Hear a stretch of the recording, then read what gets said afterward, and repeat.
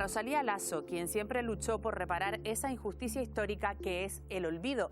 Con esta dedicatoria comienza este libro que repasa la vida y obra de Pancho Lasso, escultor lanzaroteño, influencia fundamental de César Manrique y otros artistas imprescindibles en la historia de Canarias y, sin embargo, un gran desconocido. Hoy ponemos nuestro granito de arena en la reparación de la injusticia del olvido y le damos voz a la autora, Arminda Arteta, para que nos descubra la figura de Pancho Lasso, primer escultor de Lanzarote. En 1940, un César Manrique de 21 años conoce al artista Pancho Lasso. Mantienen charlas diarias que serán la semilla para cambiar la imagen negativa del paisaje lanzaroteño por la actual valoración positiva del volcán. Así describía Manrique esa amistad.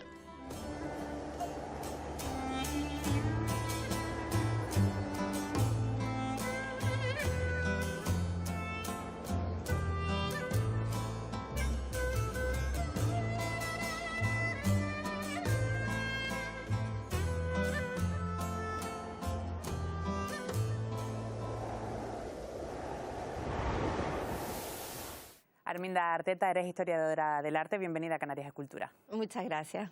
Arminda, en tu carrera profesional te has centrado mucho en la investigación y divulgación del patrimonio cultural de Lanzarote, en el que sin duda tiene un papel importantísimo Pancho Lasso y todo su trabajo escultórico y también de pintura, que hablaremos más adelante.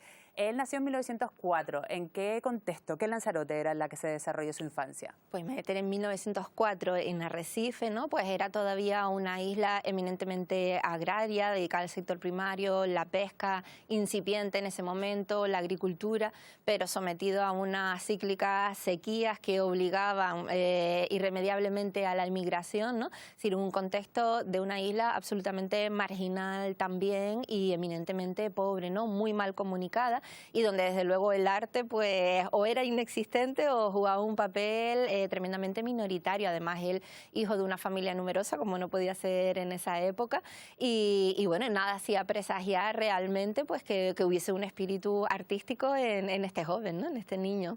Te iba a preguntar por esto porque seguro que se perdieron muchísimos talentos en ese contexto hostil. Sin embargo, él consiguió florecer. ¿Qué influencia tiene en esto su familia? Él siempre decía que como la principal formación que él había tenido era la humildad de sus padres, ¿no? Sus padres eran zapateros, pero fíjate que ya había como una cierta vinculación a los oficios artesanales. También tenía un tío que era un ebanista muy reconocido, que hizo el antiguo kiosco de la música, Ildefonso Lasso de la Torre, y digamos que de algún modo se movía en un cierto ambiente de artesanía, ¿no? Donde los trabajos manuales no le eran ajenos. Pero yo creo que sin duda, aparte de lo que pueda tener inherente, ¿no? en su propia personalidad, fue fundamental para él la figura de su cuñado Achilles Hayes, ¿no? Que era un fotógrafo francés que trabajaba para la Casa Gaumont francesa y que había estado en las islas entre 1908 y 1913 proyectando el cinematógrafo de esos primeros inicios, ¿no? Ese aparato de un invento recién salido a la luz, digamos, y también captando precisamente para esta compañía escenarios y paisajes exóticos para después reproducirlos y llevarlos al cine. También recorrió Sudamérica y a la vuelta, cuando pretendía regresar a París, estalló la Primera Guerra Mundial y ya no pudo salir y decidió Lanzarote para quedarse. Aquí pues se enamoró de la hermana de Pancho Lasso, de María Lasso, y ya se quedó establecido en la isla hasta su fallecimiento en 1936. Y él vio todas esas aptitudes y ese entusiasmo que sentía el joven Pancho Lasso y fue el que lo animó a que se apuntase en la Escuela de Artes y Oficios, recién creada 5 años antes. Pues lo acompañaría seguramente, y esto creo que fue clave, en esos paseos por la isla para captar esos paisajes exóticos y digamos que de algún modo, además de transmitirle todas las ideas de vanguardia, porque él era parisino, allí claro, sí que era la cuna del arte, ¿no? Digamos que le fue transmitiendo todos esos conocimientos y ese gusanillo, vio aptitudes en él y siempre lo alentó, como decía Pancho Lasso, ¿no? Fue su gran estímulo y su gran aliento en esos años fundamentales para él. El pequeño Pancho Lasso era una semilla de artista que empezó a florecer donde menos probable parecía. El terreno árido, duro, laborioso de Lanzarote se convirtió, tras pasar por los ojos de un niño tímido, introvertido y observador, en una de sus principales influencias artísticas. Ya adulto, escribiría: Para mí era un gran deleite ver las labores del campo, correr y ver la vida digital. La semilla la regaron por una parte sus familiares. Su tío Ildefonso era un reconocido ebanista responsable del antiguo kiosco de la música de Arrecife. Sus padres eran zapateros. Pancho aprendió así pronto el valor del trabajo con las propias manos, pero sobre todo, el principal cuidador de esa semilla artística fue su cuñado, Aquiles Hayes, el marido de su hermana María. Parisino, Hayes llegó a Canarias para proyectar películas con un cinematógrafo.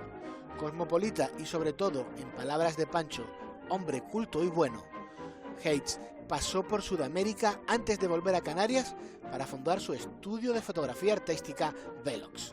Allí retrató a lo más granado de la sociedad lanzaroteña. Amante del cine y del teatro, Aquiles Hayes animó a su joven cuñado, de solo 18 años, a considerar el arte como algo más que una anécdota en su vida y a matricularse en la Escuela de Artes y Oficios de Arrecife. Esa decisión fue el inicio de todo lo que vendría después. En 1925, Lasso fue nombrado profesor en esa misma escuela. En 1926, obtuvo una beca del Cabildo para estudiar en la Academia de Bellas Artes San Fernando, en Madrid.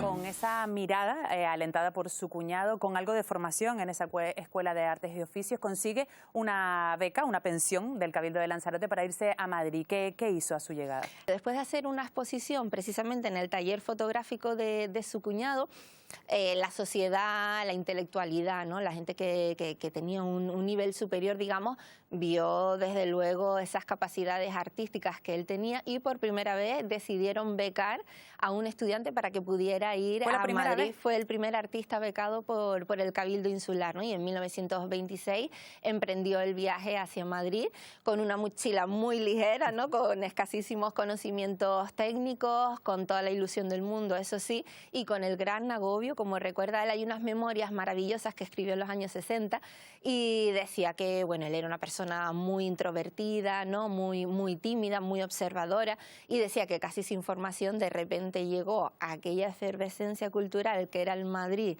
de 1926, donde había muchísimos artistas, pintores, escultores, escritores, pensemos en la generación del 27, en Lorca, en Miguel Hernández, en toda esta gente deseando una juventud que venía pisando muy fuerte, intentando renovar todo el arte, y de repente cantidad de conceptos y de ideas, y él decía que se sentía en gallinero ajeno y que tenía muy poco tiempo para hacerse escultor porque la beca era limitada. Después se la prorrogaron 2 años más, pero claro, él no tenía medios económicos, ¿no? Entonces su obsesión era aprender y empaparse de todo para poder conseguir su meta, que era llegar a ser artista. De hecho, estuvo en 2 escuelas, por el día en una, por la noche en otra. Él aprovechó el tiempo. Él aprovechó el tiempo al máximo. También estuvo frecuentando talleres de imagineros, de escultores de piezas religiosas, porque él era muy bueno sobre todo con la madera, y para él su principal, digamos, cuna artística, para él fueron 2. Uno, los museos, el Museo del Prado y el Arqueológico, ¿no? Que él dice que eso era fascinante. De hecho, se nota mucho la influencia después en su primera etapa, y sobre todo el Café de Oriente. Esto era un punto estratégico donde se reunían todos estos artistas que estaban creando y renovando el arte, y eso él, para de poco hablar y mucho escuchar, eso para él fue absolutamente determinante, ¿no? En el Café de Oriente precisamente conoce a alguien que fue muy importante en su carrera. Exacto, a Alberto Sánchez, el gran escultor toledano, apodado el Panadero, que era el referente de esa época y el gran personaje de la escultura española de la primera mitad del siglo XX, ¿no? Además compartían muchas cosas en común, los dos procedían de familias muy humildes, se dedicaban a oficios artesanales y además de ideales marxistas, ¿no? Para los cuales el arte y el pueblo siempre irían de la mano. Era 9 años mayor que él y entonces fue casi como su maestro, ¿no? Y él su discípulo en ese sentido de ejercer una gran influencia muy positiva sobre el joven Pancho. Importantísimo también la escuela de Vallecas o la poética de Vallecas, ese cambio, ¿no? En el estilo, esa renovación estilística de la que él participó. ¿Qué papel jugó Pancho Lasso? Fundamental. Él, fíjate que llega en 1926, al año siguiente ya está haciendo obras en un estilo neocubista muy interesante y muy vanguardista, pero es que ya a partir de 1929 él comienza a dar esos míticos paseos, ¿no? Por las afueras de Madrid, por Vallecas, cuando todavía era rural. rural, ¿no? campo. Por Toledo y demás se reunían los domingos Alberto Sánchez, que era el que los lideraba, digamos, y un grupo enorme, pues estaba Benjamín Palencia, Pancho Lasso y otros muchos artistas, escritores, arquitectos, y ellos se dedicaban a recorrer esos paisajes casi desérticos, ¿no? Que están muy en sintonía con el paisaje de Lanzarote que él tenía muy bien guardadito en su memoria, y en esa monotonía, aparente monotonía, ¿no? Horizontalidad predominante, cualquier objeto, palos, piedras, animalitos, todo lo que encontráis, las huellas del hombre en la agricultura, los surcos, todo eso, para ellos rompía la monotonía del paisaje y tenía un atractivo, ¿no? Plástico enorme. Pensemos también que es una época en la que se está poniendo en valor también pues todo lo rural, ¿no? Sobre todo con la Segunda República, que es el periodo más fértil de la Escuela de Vallecas. Hay como una especie de ruralismo estético que se dice. También se intenta llevar la cultura a todos los pueblos, está la barraca de García Lorca, las misiones pedagógicas, un montón de actividades y también muchos descubrimientos arqueológicos. Aparecen muchísimos fósiles, también son todos los descubrimientos de Egipto y demás, y hay como una puesta en valor por la prehistoria y por el paisaje, también toda la herencia de la generación del 98, ¿no? Y Pancho Lasso, increíblemente en ese breve periodo de tiempo, va a ser unas piezas que realmente asombrosas, ¿no? Que llegan a una síntesis formal y a una carga simbólica enorme y que desde luego lo convierte en uno de los máximos representantes de la escuela, aunque siempre a la sombra en un segundo plano, ¿no?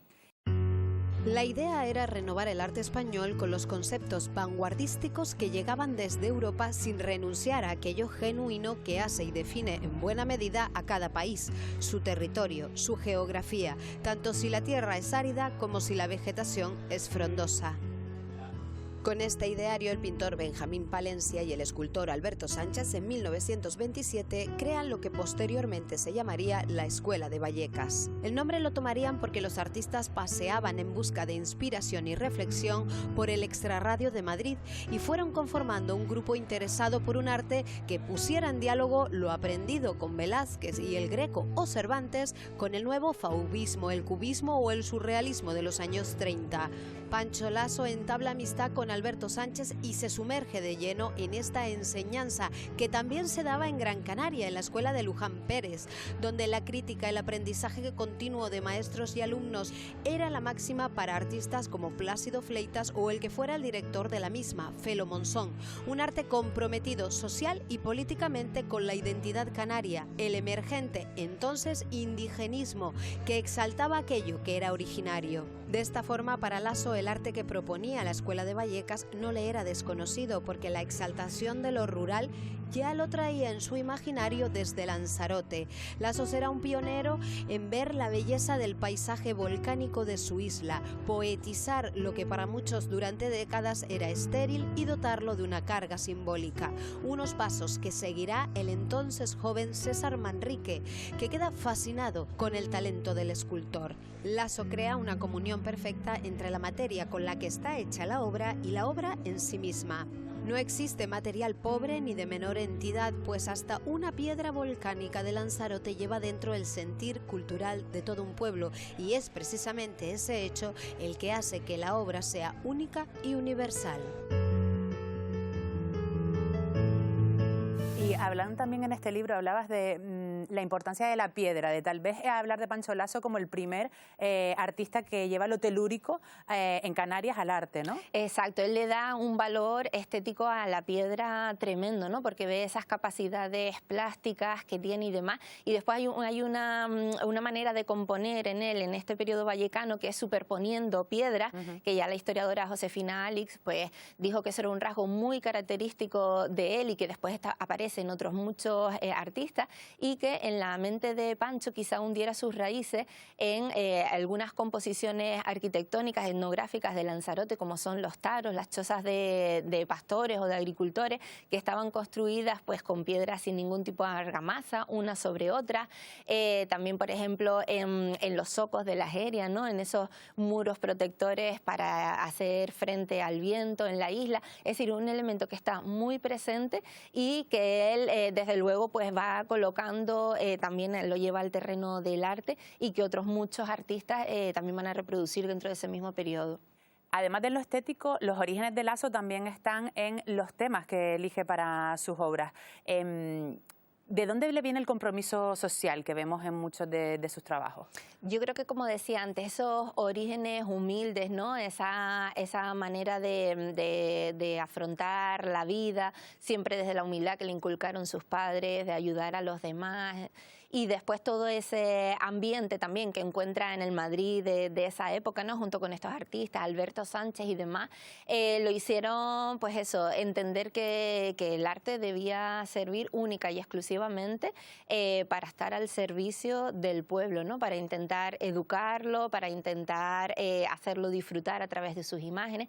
Y siempre Lanzarote, de alguna manera, a nivel más plástico quizá en el periodo vallecano, pero después, sobre todo, cuando ya sufre una transformación su obra y deriva hacia el realismo popular, o sea, Lanzarote siempre, y sobre todo sus gentes, no solo los paisajes, sino sobre todo sus trabajadores, los pescadores, los agricultores y demás, van a ser el motivo, el leitmotiv de toda su obra siempre. Claro, porque en lo histórico hemos llegado hasta la República, está ya la Guerra Civil, él sigue hasta el 39 en Madrid. Vuelve en ese momento a Lanzarote huyendo pues ese ambiente de persecución, aconsejado también por su familia, y aquí su obra empieza a desarrollarse por otros caminos. ¿Qué le ocurrió? ¿Por qué este cambio? Él, para todos estos artistas realmente, sobre todo los que estaban más comprometidos, ¿no? Socialmente, el arte contemporáneo, que quizá para el que lo viera en ese momento, aunque nunca perdió la forma humana, digamos, y esa profunda humanidad, era más difícil de comprender, ¿no? A simple vista, digámoslo así. Entonces, tenía sentido en la medida en que la Segunda República impulsaba pues todas unas medidas de avance en educación y en cultura, y el pueblo podría tener acceso a él. Cuando esto fracasó estrepitosamente, él entiende, muy influenciado por el arte soviético también, ¿no? Que su arte tiene que derivar a algo que sea fácil de entender por el pueblo. Él decía ser popular sin ser populachero, ¿no? Entonces, aunque en la isla es verdad que durante un periodo empieza a experimentar, siguiendo esa línea vallecana, con los materiales de la isla, con las piedras volcánicas, con las tierras, él fue uno de los primeros en pintar con tierras machacadas de Lanzarote. Su hija decía que siempre le pedía a todos los amigos o familiares que iban a visitarlo que por favor le llevasen tierras de Lanzarote, ¿no? Pero él poco a poco va transformando su arte, ¿no? Además se imbuye en directo, pues eso del trabajo de los campesinos, de los marineros, de los pescadores, y su arte empieza ya a partir de ahí y casi sin retorno hacia un realismo popular, ¿no? Que él entendía que era más fácilmente asimilable por el pueblo. Educado en el principio del respeto hacia el ser humano y el trabajo, Lasso creía firmemente en el compromiso social del artista, algo que se ve reflejado en una de sus mejores obras, el Monumento a la Internacional, de 1934. Se trata de una especie de hombre metamorfoseado en instrumento musical que eleva un puño cerrado en símbolo antifascista. Constituye un homenaje a todos los trabajadores del mundo y una llamada a la unión y la lucha contra la opresión y la barbarie. Por temor a la represión franquista, permaneció escondida durante muchos años en casa del artista y su título fue transformado en Monumento a la Música. Desde 2011 se encuentra reproducida a gran escala en la Marina de Arrecife, cumpliendo, en cierto modo, con el viejo sueño del escultor de dotar a su isla natal de arte. En esta época conoce también a un jovencísimo César Manrique. ¿Cómo lo influyó Lasso a Manrique? De eso tenemos un texto maravilloso de César Manrique, donde él explica cómo en ese momento, pues eso, un jovencito que además su familia quería que fuese aparejador y no pintor, ¿no? Pues encontró un aliento increíble en Pancho Lasso, que le traía todas esas ideas de vanguardia de las que él se había empapado y había sido un artífice, ¿no? En primera persona en Madrid. Lo alienta a ser artista y además lo enseña a ver la isla de Lanzarote con otra mirada, ¿no? Con esa mirada plástica, de amor y de darse cuenta de que, oye, de que lo que teníamos allí no solo nuestro paisaje volcánico, sino él lo decía, los arenados, nuestra arquitectura popular, nuestras salinas, todo realmente tiene un valor estético tremendo. Para nosotros hoy, ¿no? Para mi generación, por ejemplo, y los que hemos venido después, es imposible pensar que antes nos pareciera feo el volcán. Claro. El volcán, como le decimos en Lanzarote en general, ¿no? El paisaje volcánico. Pero hay que tener en cuenta que hasta hace poquitas décadas el volcán era sinónimo de miseria, de algo horroroso, porque había sepultado 3/4 partes de la isla, ¿no? Y había convertido las mejores vegas agrícolas en terrenos inservibles, fúnebres crespones negros, decía, por ejemplo, Benito Pérez Armas, ¿no? Es decir, teníamos una visión totalmente negativa de él porque nos había causado dolor. Sin embargo, pues gracias a la acción de Pancho Lasso, sobre todo de César Manrique después y de otros escritores, nuestra mirada fue cambiando. Y yo creo que si hoy nos preguntan a cualquier conejero, ¿no?, qué es lo más bonito que tenemos, lo más representativo de Lanzarote, decimos nuestro paisaje volcánico. Pero hay que entender la importancia que tuvo en ese momento el mirarla con otros ojos, ¿no?, porque era algo que no había ocurrido hasta entonces. Entonces, César Manrique recordaba esas charlas diarias, como decía él, como algo absolutamente motivador y maravilloso.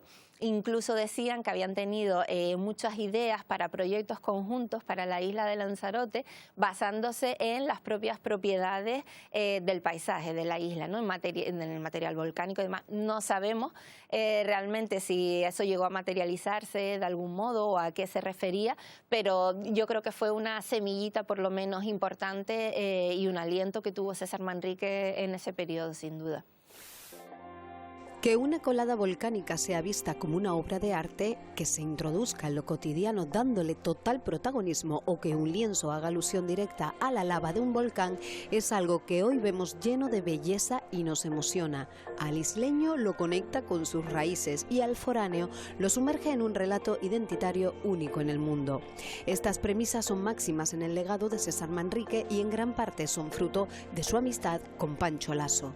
Con 21 años Manrique conoce las investigaciones y los conceptos de vanguardia artística de la mano de Lasso, quien le descubre las infinitas cualidades plásticas del paisaje desnudo de Lanzarote.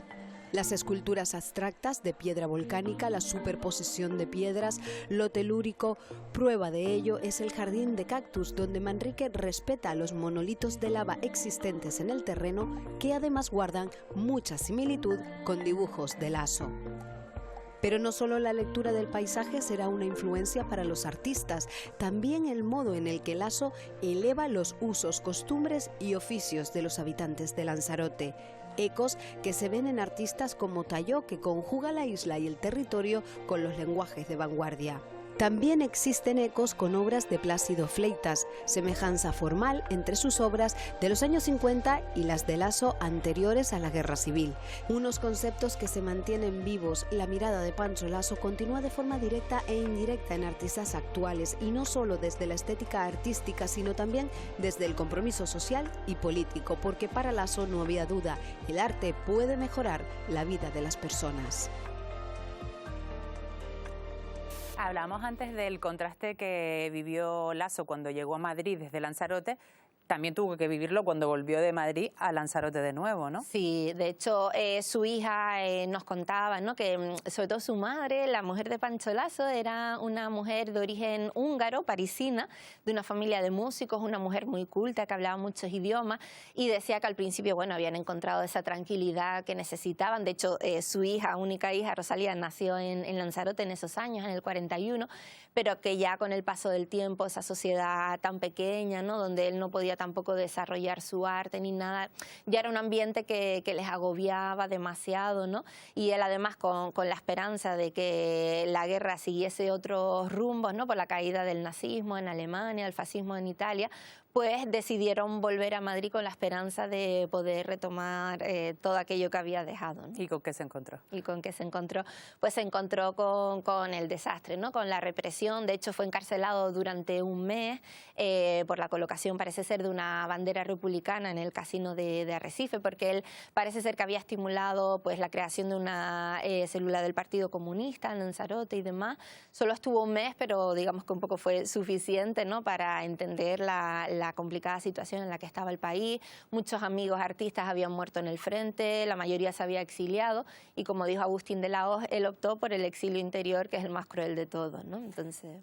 Un exilio interior en el que también se le unió un desánimo importante también en lo artístico, hasta que llega la medalla, ¿no? Que es un poco la revolución artística, de nuevo vuelve a interesarse y apasionarse por lo que más le gustaba. Claro, el pobre tenía ya una hija que mantener, ¿no? Una mujer, entonces decide seguir dedicándose a la escultura, pero en este caso con el oficio de sacador de puntos, que venía a ser algo así como el ayudante, ¿no? Hacer el trabajo sucio de un escultor oficial, de esos grandes monumentos oficiales, además del franquismo y de escultura religiosa, como un obrero, digamos, ¿no? Debió ser durísimo para él, porque era además un trabajo muy duro y estar dedicado a cosas en las que no podía desarrollar su arte. Él mismo lo describe así, pero que siempre tenía los domingos para dedicarse a su mundo, ¿no? En vez de descansar, pues él iba y se dedicaba a su obra y a evadirse del resto del mundo. Pero sí es verdad, eso, sin presentarse a exposiciones, salvo alguna excepción. Pero en los años 60 surge a nivel europeo pues todo un boom de la medalla, del arte de la medalla, que lo relacionamos como con algo muy antiguo y demás, pero en esa época realmente hubo un gran fervor y España se suma a esa explosión, ¿no? Digamos. Entonces la Casa de la Moneda alienta a los artistas, les paga para que creen modelos que después son acuñados allí. Entonces, por un lado, esa parte económica, ¿no? De esa ayuda. Por otro lado, estamos hablando de las medallas, que son piezas chiquititas, maravillosas, donde hay que tener una grandísima destreza, incluso artesanal, que él la tenía sin duda, porque era un gran conocedor del oficio. Pues eso para él fue un gran revulsivo, incluso fue miembro también de distintas asociaciones que se crearon y demás. Y con ella empieza a exponer por toda Europa, ¿no? No solo por España, sino por toda Europa, aparece en las revistas especializadas y ahí desarrolla pues todo ese universo lanzaroteño que nunca lo abandonó, pese a que estuvo casi toda su vida en Madrid. Y aparecen piezas sobre la agricultura de Lanzarote, sobre los marineros, la carpintería de Ribera, el trabajo de las señoras recolectando cochinilla, en fin, todo ese universo lanzaroteño lo traslada a las medallas y eso realmente para él fue como un poco recuperar la ilusión, ¿no? y olvidar esas décadas tan oscuras. Las medallas gozaron de un gran prestigio artístico en la época del Renacimiento. Homenajeaban a personajes y acontecimientos históricos con un formato que no es casual, ya que se considera el círculo como un símbolo de perfección. El interés por estas piezas, sin embargo, fue decayendo. En la segunda mitad del siglo XX resurge y en Europa se realizan exposiciones internacionales. En España comienza a publicarse la revista Numisma. Pancho Lasso encontró en este género un estímulo que le permitió desarrollar su creatividad y renacer como artista. Se inspiró en su isla, en sus paisajes y en su gente. En Timanfaya, la Jeria, en actividades como la pesca o el cultivo de la cochinilla, las salinas, la carpintería de Ribera. También realiza piezas de temática social o de carácter religioso. En esta exposición internacional, celebrada en Madrid en 1968 y dedicada a la mujer, Lasso representó figuras femeninas desempeñando oficios más tradicionales. Sin embargo, fue esta pieza, titulada Científicas, la que más llamó la atención. Para crear las obras, elaboraba primero los moldes en barro, luego los modelaba en escayola y por último hacía los troqueles para acuñarlas en los diferentes metales. En algunas de sus medallas recuperó el surrealismo de su etapa vallecana. Ese mismo universo que recrea en las medallas lo recrea en la pintura y es un estilo, digamos, realista, un realismo popular, pero no es ni mucho menos una visión amable de un campesino, de un pescador. Son, igual que en sus dibujos, que son maravillosos, son personas que sufren, ¿no? Con rostros que muestran la dureza de toda una vida de trabajo, rostros melancólicos, con unas manos y unos pies enormes, casi siempre descalzos, ¿no? Y con una naturaleza dura y hostil que suele aparecer casi siempre en el fondo de sus cuadros y de sus medallas. Y es, desde luego, un canto al trabajo y un reconocimiento al esfuerzo de esta gente que con su esfuerzo y su trabajo sacaron adelante una isla tan difícil como la de Lanzarote. Él fallece sin haber cumplido una de sus ilusiones, que era tener una gran exposición de su obra en Lanzarote. ¿Su isla natal no lo reconoció en vida? tuvo escaso reconocimiento, la verdad, y esa era siempre como la pena que él había tenido, no por ego ni mucho menos, quizás ese fue su problema, ¿no? Que era una persona absolutamente entregada a su arte y de fuertes convicciones, ¿no? De esa entrega social. Su sueño siempre fue tener un pequeño museo, además él lo decía así, no nada de cosas, un pequeño museo para poder ofrecer su obra a su pueblo y además de alguna manera recompensar así el esfuerzo que habían hecho cuando le concedieron la beca del Cabildo. Ese sueño no se dio, pues siempre la verdad, pues bueno, también por un lado por cuestiones políticas, digamos, y después, bueno, su propia introversión, ¿no? Ese periodo en el que estuvo como más metido en sí mismo y demás.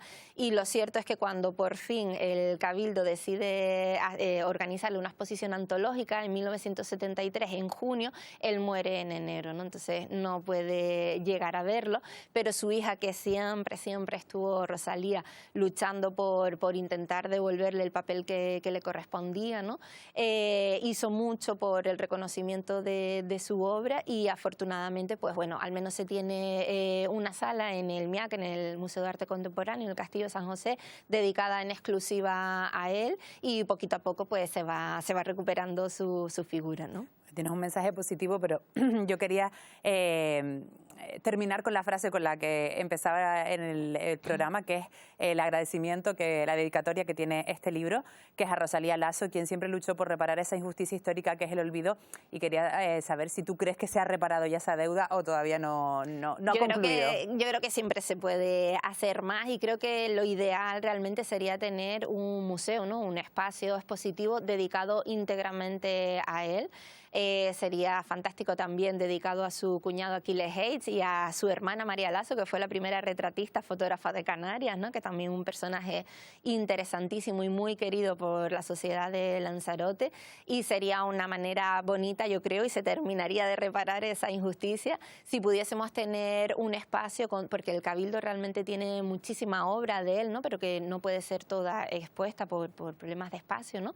Y creo que eso ya sería lo ideal, y también como una manera de poner en valor no solo a este artista y a su familia, digamos, sino también el movimiento de la escuela o la poética vallecana, que pese a que hay bastante bibliografía, pues sigue siendo una gran desconocida, y fue el movimiento de vanguardia más importante de la primera mitad del siglo XX en España, ¿no? Entonces creo que sería muy bonito poder tener eso, ¿no? Ya por soñar un poco. Bueno, en esa reparación está claro que este libro ha sido parte importante, así que no me queda más que darte las gracias por tu trabajo y por acompañarnos hoy en Canarias Escultura. Muchísimas gracias a ustedes por la oportunidad.